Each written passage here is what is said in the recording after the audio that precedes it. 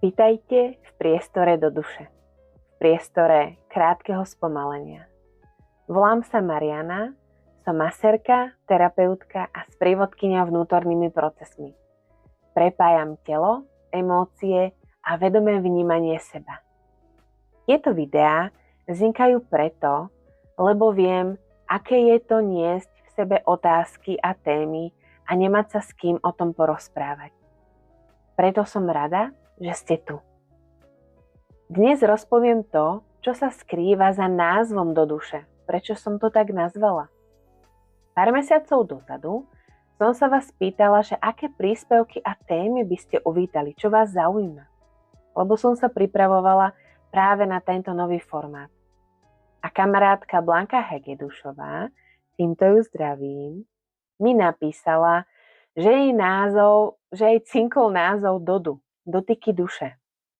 To ma celkom oslovilo a začala som sa s týmto názvom ešte viac hrať v myšlienkach.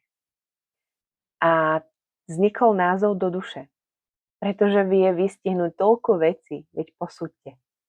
Do duše, dobré duše, dotyky duše, domov duše, do ticha duše, do pokoja duše, do hĺbky duše, do pravdy duše, dohoda duše, dôverný hlas duše, do svojej duše, do poznania duše, do prijatia duše, do spojenia duše, dobrotivosť duše, dojatie duše, do láskavosti duše, do uvoľnenia duše, do bezpečia duše a tak ďalej. Určite aj vám napadne mnoho ďalších významov. Každopádne pointa a hlavný zmysel týchto videí je, aby ste vedeli, že nie ste v tom sami. Nech sa deje čokoľvek. A malé zamyslenie pre vás na záver. Čo v sebe práve teraz nesiete a ťaží vás to? Napíšte mi. Ďakujem, že ste tu a vidíme sa pri ďalšom videu do duše. S láskou, Mariana.